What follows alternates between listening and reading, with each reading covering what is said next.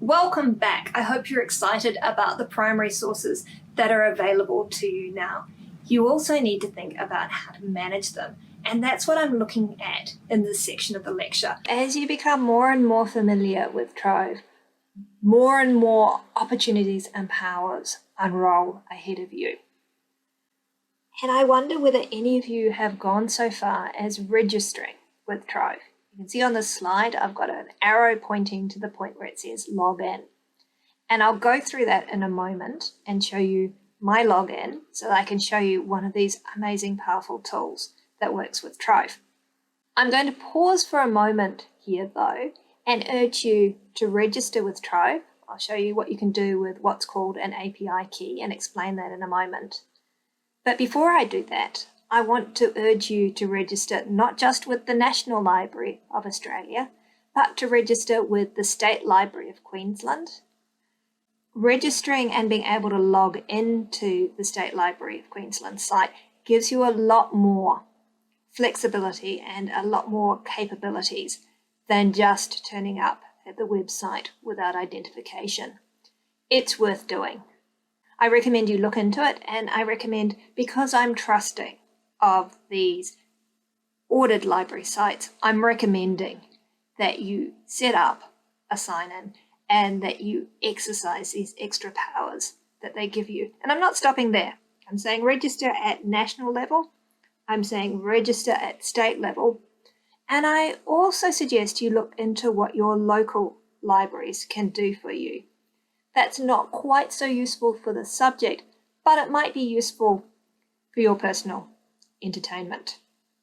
I mention this because in terms of what I do at home, I have two local libraries for my children and for various resources that are online that are great for them. I am registered with City Libraries Townsville. But for other resources, I'm actually a member of the Auckland Public Libraries, and that's quite legitimate. I have reason to be. I use that because of the amazing magazine subscriptions they give me access to. Through the Auckland Public Library, I can read The New Scientist for free, which is great. I also occasionally read New Idea, but let's not talk about that. And I do that from my home in Townsville. So register with these libraries. I am willing to trust them. I have that deeply ingrained suspicion that comes from being a historian, but I am willing to trust these libraries and the resources that they offer. And I think you should look into them. So having said that, what happens when you register with the National Library? When you register with the library, one of the things you can ask for is in this For Developers section, and that's an API key. Don't ask me what API stands for, but I can tell you what it does for you. And it's very quick to get. From this point, it would take you about 2 hours to have your own API key. You register, it gets generated, and it's yours. What the API key does for you is give you access to the Trove warehouse. So when you turn up unregistered at the Trove site, it's like you're in the counter in the shop. When you register with Trove and you get your API key, you're being sent out the back to the warehouse. And there's an awful lot more in the warehouse than there is in the shop front.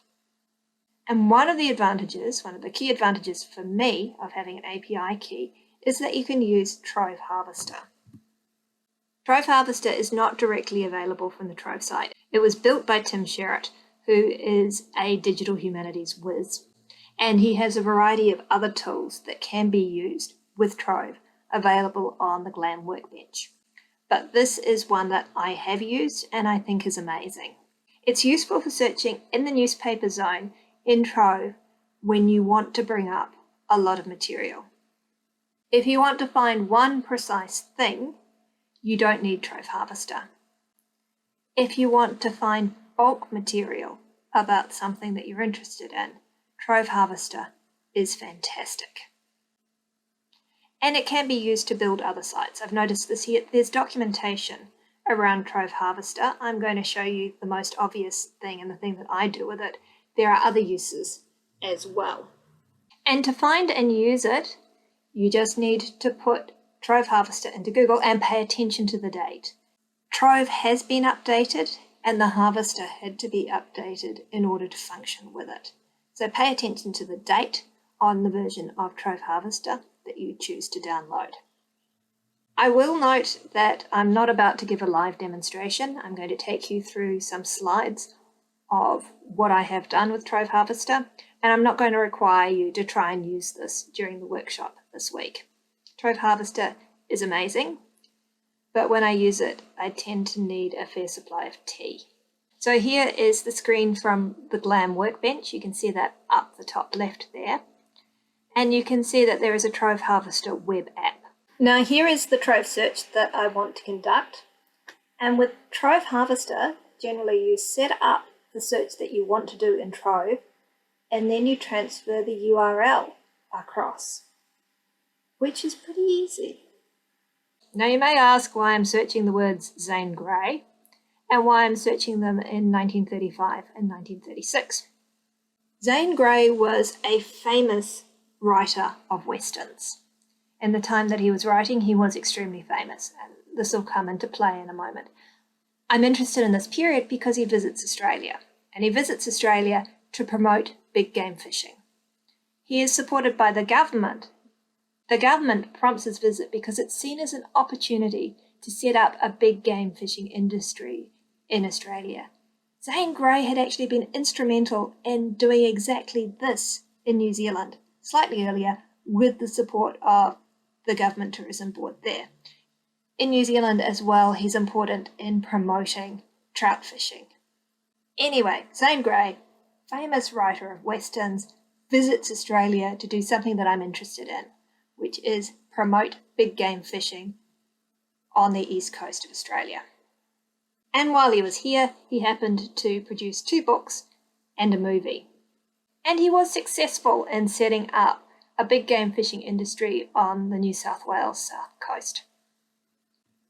And this is the normal Trove return. And it's not entirely satisfactory for this kind of a topic.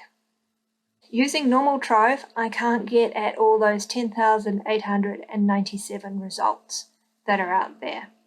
And using this interface, it's extremely slow to move through even what I want to. For me, this is not a good layout of my results.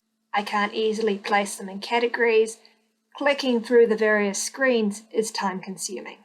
So now I'll show you what Trove Harvester gives me. It gives me an Excel spreadsheet. It's not as pretty as that Trove return, but for what I want to do, it's an awful lot more useful. With these columns, quite what these newspaper returns are is much clearer to me. I can see the title or the categorization. Look at all that advertising here. The advertising is because Zane Grey is a famous writer of westerns, and a whole lot of movies based on his books are playing in Australia at the same time that he's here. It's not just one book and one movie, it's multiple. He is extremely prolific and his work is popular in this time. And so I can look at the metadata and I can start seeing some things. I can see where there are articles about him. I can see where there's advertising for his movies. I can also see where this stuff is published and get a sense of how important his visit to Australia is. At the end there are the URLs. I can click on those and go directly to any of these newspaper articles that I want to actually read. If I want to move beyond the metadata, it's easy. If I want to add to the metadata here, I can. So I can sort this. I can also add my own columns and put information in them. So it may be that I want to mark out which of the various locations he visited these articles deal with. I can add extra columns, columns for Sydney, Bermagui, Bateman's Bay, Hayman Island, and I can put a 1 in those columns for the articles that actually deal with those places, if that's what I want to do, if that's information that I want to generate. And so I have a whole lot of information in a form that I can start to play with very quickly. Trove Harvester is great. There are other sources about Zane Grey's time in Australia that fall outside Trove Harvester, so I shouldn't be distracted or overwhelmed by the weight of these 10,000 and however many results that is thrown at me. I've read his Western set in Australia, and my review is not as bad as you would expect. I haven't watched the movie, which does actually have footage of him, and I should get around to locating that and having a look at that as a primary source as well. And I have read the fishing book that he produced about Australia. So there are these other sources, and then there are secondary sources about his life and about the development of tourism. But let's not overlook this amazing tool that is Trove Harvester. And while you may not want to use Trove Harvester to research Zane Grey's trip to Australia in 1935 and 1936, I want you to know it exists. And I want you to know that tools like Trove Harvester exist. As I mentioned, you can't get to it directly through Trove, but you can go and look on that GLAM workbench. And there are other tools there too, which may appeal to you more, which you may have uses for, which I don't. Just be aware that these ways of managing this wealth of primary sources exist. And if you get serious about a particular research topic where there is a mass of primary sources, you may need to look for the tool which is going to let you handle it. But my real conclusion is, go and register with all the libraries that you can and get access to their resources and to their tools, because they do amazing things.